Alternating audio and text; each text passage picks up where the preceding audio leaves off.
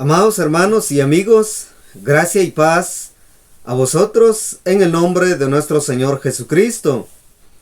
Gracias le damos a Dios por esta nueva oportunidad que nos brinda para estudiar su bendita palabra. Gracias le damos a Dios por este medio de comunicación que nos permite llevar su palabra a diferentes lugares, en diferentes rincones, tanto de este país de Guatemala como fuera de sus fronteras. Bienvenido a este nuevo estudio. Nos alegramos que usted esté con nosotros. Sentimos tanta alegría por esa sintonía que usted brinda a este medio de comunicación. Muchas gracias por escuchar la palabra de nuestro Dios a través de este programa espiritual. Le deseamos muchas bendiciones y que Dios recompense el tiempo que usted brinda para estudiar su palabra en compañía de la Iglesia de Dios de El Duraznal, Comitancillo, San Marcos. Vamos a iniciar estudiando la palabra de nuestro Dios en estos momentos. Les invitamos en estos momentos a que pueda abrir su Biblia, su Sagrada Escritura, en el Evangelio de Lucas, capítulo 4, verso 43. En tanto que usted busque en su Sagrada Escritura, vamos a leer de la siguiente manera. Lucas 4:43. Pero él les dijo: es necesario que también a otras ciudades anuncie el evangelio del reino de Dios, porque para esto he sido enviado. Con este texto vamos a iniciar este estudio de esta tarde noche, y hoy continuamos con la serie número 12, intitulada Panorama General del Reino de Dios. Hoy vamos a continuar con la segunda lección y vamos a abordar este tema que se llama El Reino de Dios en el Nuevo Testamento. En esta serie estamos considerando la palabra de nuestro Dios, abordando el tema de el reino de nuestro Padre eterno. En la primera lección consideramos la temática el reino de Dios en el Antiguo Testamento, y ahora lo vamos a hacer en las Escrituras del Nuevo Pacto. Cuando leemos una historia complicada, podemos perdernos en los detalles. Sin embargo, una manera de evitar ese problema es identificar el problema o la situación central de la cual giran los detalles. En otras palabras, es determinante identificar la idea principal de una historia, de un texto o de un contenido. Y esto es también muy aplicable cuando estudiamos el Nuevo Testamento. El Nuevo Testamento tiene 27 libros. Sin embargo, cuando estudiamos estos 27 libros, parece que están hablando de diferentes temas. Parece que hay muchos detalles en los cuales es difícil unificar el contenido central. Por eso, en esta lección vamos a abordar ahora el tema central del Nuevo Testamento.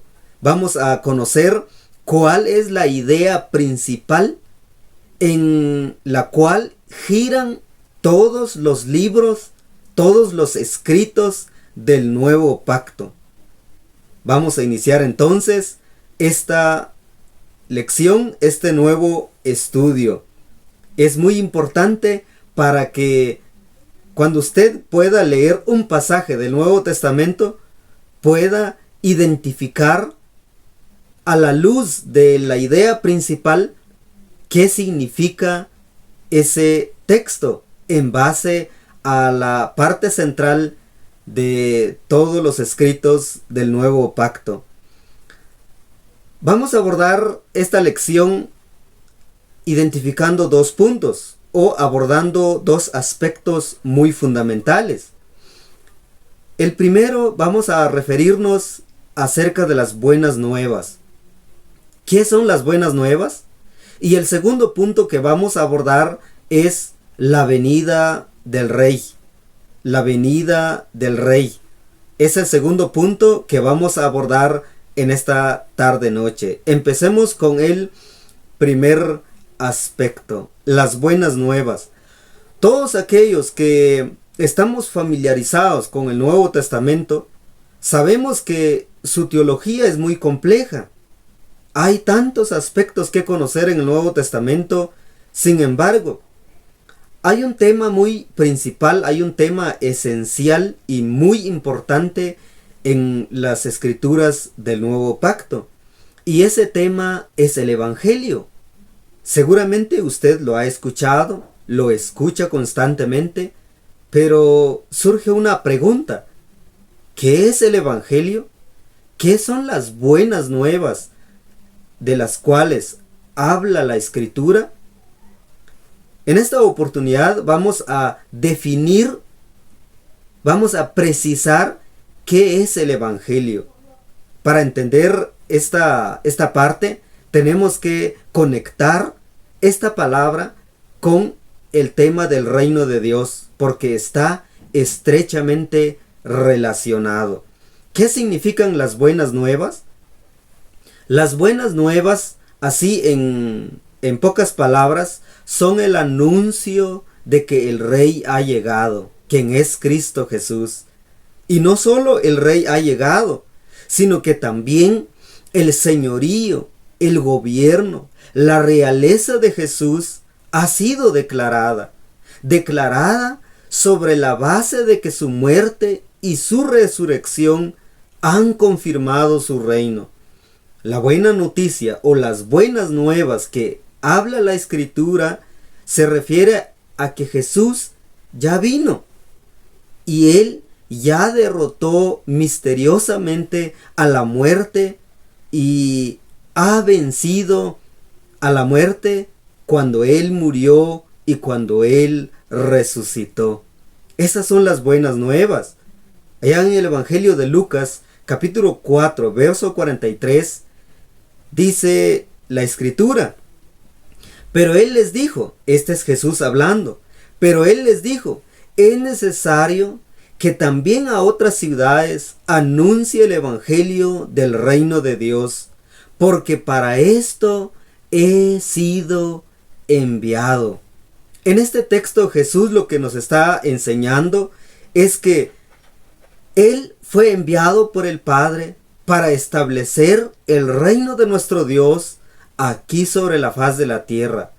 Ese es el propósito principal por el cual Él tomó una naturaleza humana, dejó o abandonó su naturaleza divina cuando vino aquí en este mundo, tomando, dice la Escritura, la forma de siervo, de un siervo, y se hizo semejante a nosotros los seres humanos.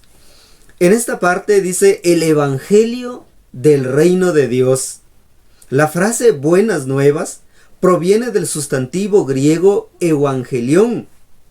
Este término, que aparece alrededor de 76 veces en el Nuevo Testamento, es un término muy común, muy repetido en todas las escrituras del Nuevo Pacto. ¿Por qué será? Las buenas nuevas, a la luz de este pasaje, tiene un contexto, tiene un trasfondo en el Antiguo Testamento. En pasajes como 1 de Samuel capítulo 31 verso 9 y 2 de Samuel capítulo 18 verso 19 indican que cuando estas palabras fueron utilizadas para referirse a reyes y reinos, significaban las buenas noticias de victoria en la batalla. Es decir, las buenas nuevas o las buenas noticias eran las proclamaciones de la victoria de un rey o de un reino sobre otro. A la luz de este trasfondo, entonces, el Evangelio se refiere a la victoria de Dios sobre el poder de la muerte, la victoria de Dios sobre el poder de las tinieblas, sobre el reino de las tinieblas, a través de la vida la muerte y la resurrección de nuestro bendito Señor Jesucristo. Ese es el Evangelio o el reino de nuestro Dios. Una definición resumida de las buenas nuevas se refiere a la victoria de Dios a través de Cristo Jesús, cuando Dios venció la muerte a través de la resurrección de su Hijo en el antiguo tiempo, es decir, hace como aproximadamente 2000 años. Una traducción literal o más entendible del pasaje de Lucas 4:43 puede ser de esta manera: es preciso que anuncie las buenas nuevas de la victoria del reino de Dios.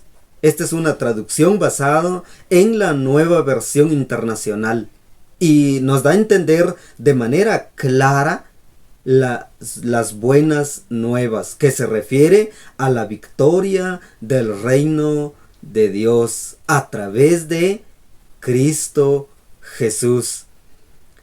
Pero surge una pregunta más: ¿qué es el reino de Dios? ¿A qué se refiere la palabra de nuestro Dios cuando habla acerca del reino? Bueno, por un lado, significa el reino inquebrantable de Dios. Se refiere al gobierno soberano e inmutable de nuestro Padre eterno en los cielos desde la eternidad.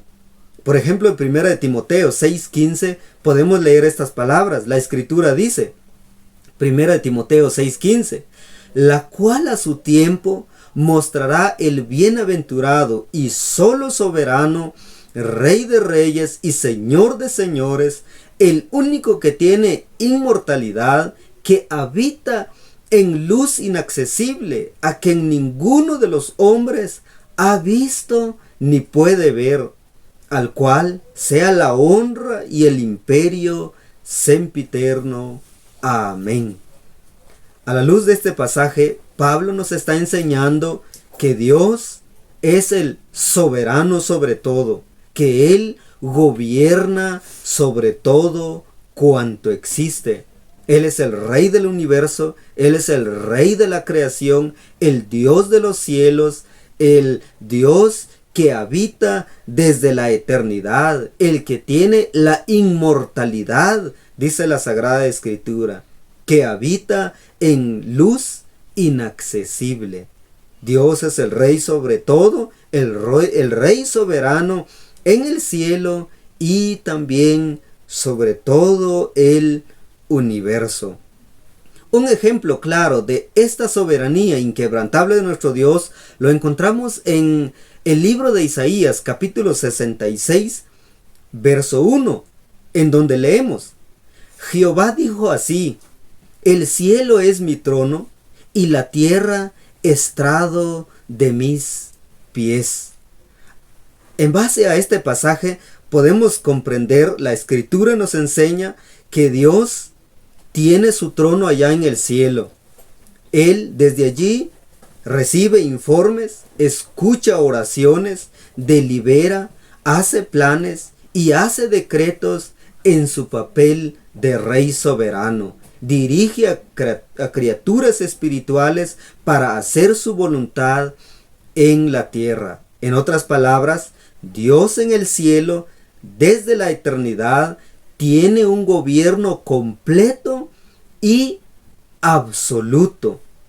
En el cielo no hay ninguno y no habrá ninguno que se pueda rebelar en contra de la soberanía de nuestro Dios. No ha habido nadie en el cielo que se haya rebelado. No hay ninguno en estos momentos que pueda rebelarse allá en el cielo de nuestro Dios. Y no habrá nadie, porque Dios tiene su poder absoluto allá en los cielos. Por otro lado, el reino de nuestro Dios también se refiere al mandato de nuestro Dios de extender su reino celestial aquí sobre la faz de la tierra. En un principio, el reino de nuestro Dios fue visible en el jardín del Edén. Él, desde un inicio, empezó a establecer su reino aquí sobre la tierra.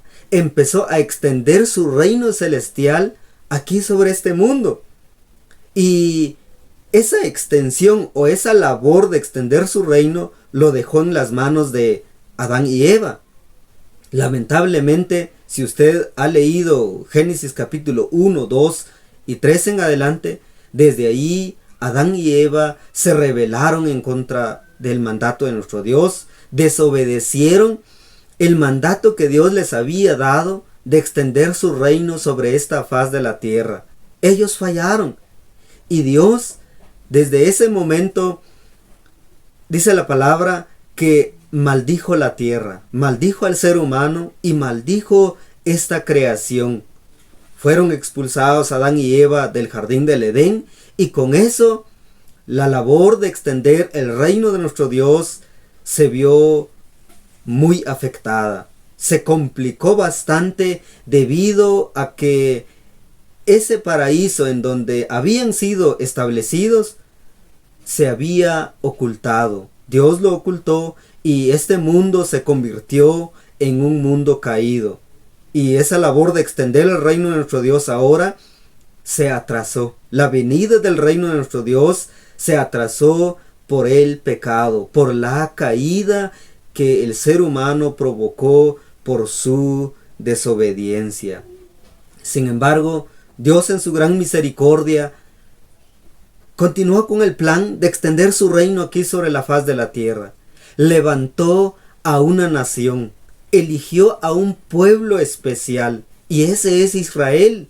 Dios concedió en las manos de este pueblo que extendieran su reino celestial desde Jerusalén hasta todas las naciones del mundo. Israel lo logró. Sin embargo, no permaneció en fidelidad, desobedeció a nuestro Dios. Los descendientes de David, de Salomón, cayeron en el pecado. Se alejaron de nuestro Dios, dejaron a nuestro Dios y no continuaron con la labor de extender el reino de nuestro Dios sobre toda la faz de la tierra. Y pareciera que con la desobediencia de Israel, como que todo el plan de Dios se había destruido, como que todo se había acabado, de que su propósito ya se hubiera destruido con la desobediencia del pueblo de Israel.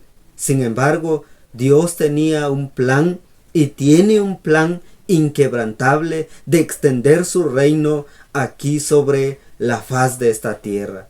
Dios había trazado y había prometido a nuestros primeros padres de que Él levantaría a la simiente de la mujer para destruir al maligno, para vencer el reino de las tinieblas, para vencer al Dios de este mundo y así traer el reino de nuestro Dios sobre la faz de la tierra, en medio de los seres humanos, en medio de los que creen en Él. Dios prometió que en un tiempo postrero iba a venir un Mesías, iba a venir el Cristo, el Hijo de Dios, el Redentor.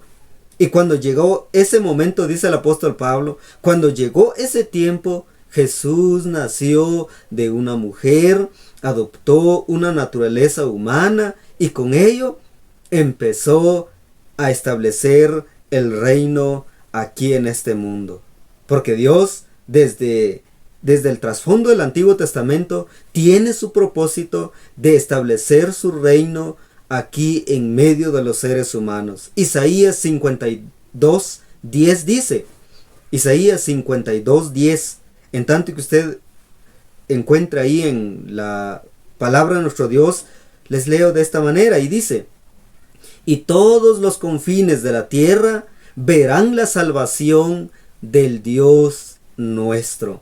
El propósito de nuestro Dios al crear al ser humano sobre este mundo es que el ser humano se convirtiera en el pueblo para el reino de nuestro Dios, se convirtiera en regentes en el reino de nuestro Dios, es decir, en administradores, en mayordomos del gobierno de nuestro Dios. Y Dios ya había prometido que en los postreros tiempos Él establecería su reino aquí en este mundo. Terminamos con este primer punto, que se trata acerca de las buenas nuevas. ¿Qué son las buenas nuevas? Se refiere a la victoria de nuestro Dios sobre el maligno, es decir, al establecimiento del reino de nuestro Dios en medio de los seres humanos. Ahora continuamos con este segundo punto, que se refiere a la venida del Rey o a la venida del reino de nuestro Dios. La venida del reino de nuestro Dios inició con la venida del bendito Hijo de Dios, quien es Jesucristo, nuestro bendito Redentor. Los judíos en el siglo I tenían una expectativa equivocada acerca de la venida del reino. Ellos pensaron que con la venida del Mesías, con la venida del Cristo prometido del Antiguo Testamento, iba a acabar con todo el reino de las tinieblas. Iba a destruir todo el maligno de una sola vez, sin un proceso, sin un tiempo en la cual crecería el reino de nuestro Dios. Los judíos pensaron que con la venida del Mesías se iba a acabar todo, e Israel volvería a ser la nación especial de nuestro Dios. Israel volvería en su tierra, o en la tierra prometido que Dios les había dado. Ellos tenían una perspectiva muy equivocada. En Hechos capítulo 1 verso 6 leemos estas palabras: Señor, y aparece una pregunta, dice: Señor, ¿restaurarás el reino a Israel en este tiempo? Los judíos tenían en mente que cuando iba a venir el Mesías, ellos inmediatamente serían liberados bajo el poder del Imperio Romano. Serían liberados de una manera contundente, de una manera de una sola vez. Sin embargo, Jesús les responde: no os toca a vosotros, dice, conocer el tiempo. Ellos pensaron que el reino de nuestro Dios iba a venir como ellos se imaginaban. Pero nuestro Dios tiene un plan, tiene un propósito mucho más allá de una nación. Nuestro Dios tiene el propósito de tomar en cuenta a todas las naciones, de dar oportunidad a todo el mundo para entrar en su reino. La expectativa correcta o la perspectiva correcta de la palabra de nuestro Dios, de las escrituras del Nuevo Testamento, se basa en la enseñanza de Jesús y en la enseñanza de los apóstoles. Jesús y los apóstoles enseñaron y hablaron acerca de dos eras. Esta era, Olam Hazé en hebreo, y la era por venir, que es Olam Abba en hebreo. Esta era, que es el tiempo actual, esta era o este tiempo, se refiere a la edad, el período, la era en que los seres humanos vivimos desde la caída. Es la vida en un mundo caído. Y la segunda era, la era por venir, tal y como se esperaba por los profetas del Antiguo Testamento, fue un tiempo en el cual Dios restauraría el paraíso perdido. Es la era que inicia a partir de la venida de Jesús hasta la entrada a la eternidad. Estas dos eras podemos encontrar, por ejemplo, en la enseñanza de Jesús. En Marcos 10, 29 al 30, Él enseña dos tiempos. Dice: en este tiempo y en el siglo venidero. En la enseñanza del apóstol Pablo, también en Efesios 1, 20, Él habla de la siguiente manera. Dice, Efesios 1, 20 al 21, por lo cual estoy seguro de que ni lo presente, ni lo porvenir, ni ninguna otra cosa creada nos podrá separar del amor de Dios, que es en Cristo Jesús, Señor nuestro. En base a estos dos pasajes podemos ver que Jesús y Pablo hablaron acerca de dos eras. Sin embargo, lo que Jesús y Pablo enseñaron es que estas dos eras habría un tiempo en la cual se traslaparían. Es decir, no iba a haber una terminación así final o definitiva, sino que era un proceso, una finalización de proceso en la cual ambas eras se traslaparían. Y es así como la escritura nos enseña que tanto el presente tiempo o el presente siglo continúa ahora, y el siglo por venir ya inició, o los postreros días de la cual habla la palabra de nuestro Dios ya inició en la primera venida de nuestro Señor Jesucristo y continúa ahora. Sin embargo, el tiempo presente terminará cuando el siglo por venir llegará a su consumación final. En estas dos eras entonces se van a ver más cuando comprendemos los tres tiempos del reino de nuestro Dios, y es lo que vamos a abordar ahora. El reino de nuestro Dios se crece o se construye en base a tres etapas que establece la palabra de nuestro Dios. El reino de nuestro Dios tiene tres etapas, y estas tres etapas son los siguientes. Primero, la inauguración del reino de nuestro Dios en la venida de Jesucristo. Segundo, la continuación del reino de nuestro Dios en la era de la iglesia. Y tercero, la consumación del reino de nuestro Dios en la segunda venida de Jesucristo hasta la entrada a la eternidad. Estas tres etapas del reino de nuestro Dios, o del reino en los postreros días, de la cual hablan las escrituras del Antiguo Testamento, de estos puntos surgen tres preguntas. ¿Qué había logrado Jesús en su primera venida?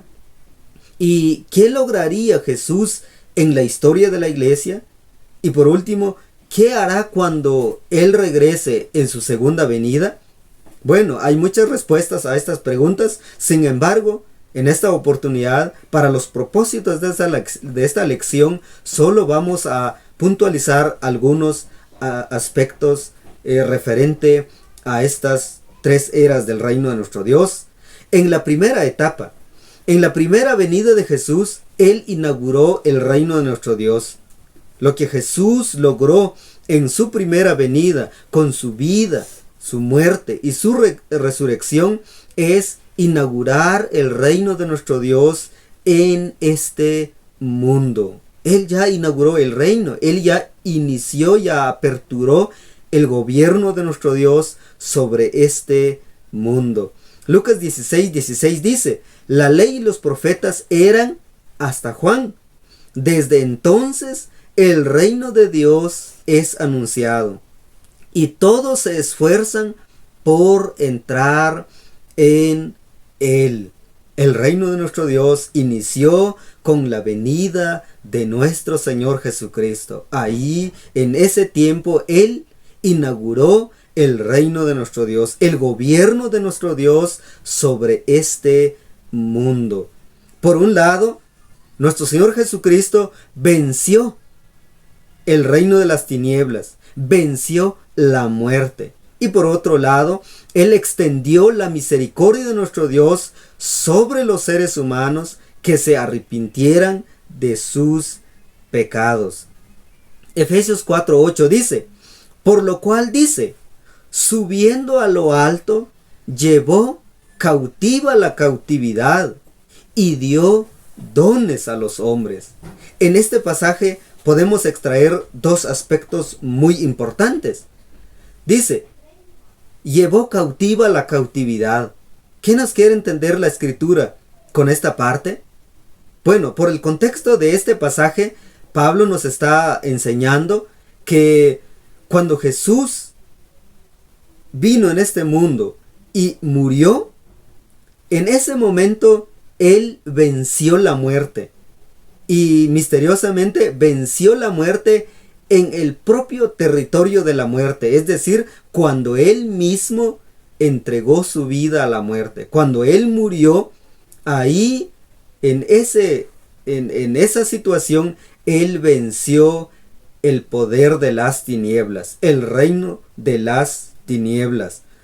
Y por otro lado dice, dio dones a los hombres, es decir, dio la salvación, dio el perdón de los pecados, dio la justificación, la santificación, la redención y en el tiempo futuro la glorificación de nosotros los redimidos.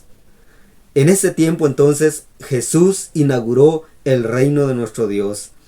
Y luego, en la segunda etapa,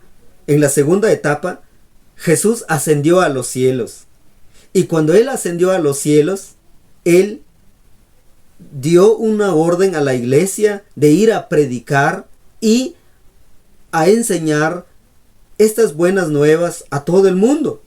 Y con eso, lo que Él pretende hacer es extender el reino de nuestro Dios, continuar con la labor de llevar estas buenas nuevas a todo el mundo. Dice Jesús en Mateo 28, 18 al 20, y Jesús se acercó y les habló diciendo, toda potestad me es dada en el cielo y en la tierra, por tanto, id y haced discípulos a todas las naciones, enseñándoles que guarden todas las cosas que os he mandado, y he aquí, yo estoy con vosotros todos los días hasta el fin del mundo. Amén.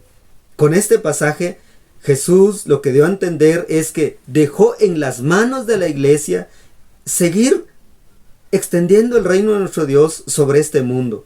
Y Él prometió que Él estaría con la iglesia todos los días hasta el fin del mundo. ¿Y cómo está Él ahora con la iglesia? A través del Espíritu de nuestro Dios y a través de su palabra. Con estos elementos es que Dios y a través de Jesucristo promete que ayuda a la iglesia a extender estas buenas nuevas. Y en la tercera etapa de nuestro Dios, que es la consumación del reino de nuestro Dios, Jesús vendrá por segunda vez. Él regresará a este mundo. Dice la Biblia, pero de manera triunfante. En su primera venida fue de una forma humillante. Él fue conocido en este mundo de manera humillante, de lo más bajo que Él haya estado. Sin embargo, cuando Él regrese ahora, dice la Biblia, todo ojo le verá y vendrá de manera triunfante. Él será el Rey de Reyes, el Señor de Señores y estará gobernando en este mundo. Primero, Jesucristo gobernará sobre el trono de David durante 1000 años. Esto lo podemos leer, por ejemplo, en Apocalipsis 24. Dice, y vi tronos y se sentaron sobre ellos los que recibieron facultad de juzgar. Y vi las almas de los decapitados por causa del testimonio de Jesús y por la palabra de nuestro Dios, los que no habían adorado a la bestia ni a su imagen, y que no recibieron la marca en sus frentes ni en sus manos, y vivieron y reinaron con Cristo 1000 años. Cuando Jesucristo vuelva ahora aquí en esta tierra, Él establecerá su trono aquí sobre este mundo. Él gobernará desde Jerusalén, se sentará en el trono de David y desde allí gobernará a este mundo entero, a todas las naciones. Él enviará todos los mandatos, todas las leyes de nuestro Dios desde Jerusalén. Y cuando Él termine los 1000 años de gobernar, sin el poder del maligno, sin la influencia de Satanás, Él entonces juzgará al mundo entero. Él se sentará sobre, dice la Biblia, el trono blanco. Dice Apocalipsis 20, 11 al 15. Y vi un gran trono blanco y al que estaba sentado en él. Y los libros fueron abiertos, y fueron juzgados los muertos por las cosas que estaban escritas en los libros, según sus obras. Y el que no se halló inscrito en el libro de la vida, fue lanzado al lago de fuego. Después de los 1000 años, Él juzgará a este mundo, juzgará a todas las personas que no se arrepintieron de sus pecados. Y todo el que fuese encontrado que no esté escrito en el libro de la vida, será lanzado en el lago de fuego. Y con eso será destruido eternamente. Y cuando Él termine de juzgar a los no regenerados, a los que no se arrepintieron de sus pecados, Él entregará el reino al Padre. Él se sujetará bajo el poder del Padre eterno. Él mismo será un súbdito del Rey de Reyes, quien es nuestro Padre eterno. La consumación del reino de nuestro Dios entonces terminará con la venida de nuestro Dios aquí sobre este mundo. Dice 1 Corintios 15, 28. Pero luego que todas las cosas le estén sujetas, entonces también el Hijo mismo se sujetará al que le sujetó a Él todas las cosas, para que Dios sea todo en todos. Cuando el Hijo termine de gobernar los 1000 años y cuando termine de juzgar a los no arrepentidos, a las personas que no se arrepintieron de sus pecados, Él entregará el reino al Padre eterno. Él entregará el gobierno a nuestro Dios, y Dios mismo será Dios sobre todos. Es allí entonces donde se cumplirán las palabras de Apocalipsis 21, 2 al 3, donde podemos leer: y yo, Juan, vi la santa ciudad, la nueva Jerusalén, descender del cielo, dispuesta como una esposa ataviada para su marido. Y oí una gran voz del cielo que decía: he aquí el tabernáculo de Dios con los hombres, y Él morará con ellos, y ellos serán su pueblo, y Dios mismo estará con ellos como su Dios. La culminación del reino de nuestro Dios es una maravilla de la palabra de nuestro Dios. Es un tema muy exquisito. Es una temática de la palabra de nuestro Dios que es glorioso, es sublime. La consumación del reino de nuestro Dios finalizará con la venida de Dios aquí sobre este mundo. Él estará en medio de su pueblo. En ese tiempo entonces todo el mundo experimentará plenamente las bendiciones prometidas del reino de nuestro Dios. Allí se verá todo lo que es el gobierno de nuestro Dios en toda su plenitud. Todo el mundo doblará sus rodillas en el último día delante del Padre eterno. Por lo tanto, la idea principal del Nuevo Testamento gira en torno a un tema principal: la llegada de la victoria del reino de Dios en Cristo Jesús, o en otras palabras, la extensión del reino celestial de Dios sobre la tierra. Esa es la idea principal del Nuevo Testamento. Todos los escritos del Nuevo Pacto, que son 27 libros, hablan acerca del reino de nuestro Dios, del gobierno de nuestro Dios aquí sobre la faz de la tierra.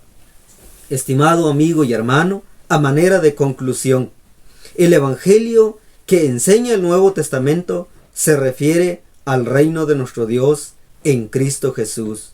Y el reino de nuestro Dios significa, por un lado, la victoria de Dios en Cristo Jesús sobre sus enemigos espirituales, y por otro lado, la salvación a los que se arrepienten de sus pecados. Pero la extensión del reino celestial de nuestro Dios sobre la tierra consiste en 3 etapas: inauguración, continuación y consumación del reino de nuestro Dios. Y algo muy importante, el reino de nuestro Dios que quiere establecer no es en el cielo, ni en el planeta Marte, ni en otro lugar, sino el reino de nuestro Dios es la extensión de su reino celestial aquí sobre la faz de la tierra. Que Dios bendiga su palabra en su corazón. Amén.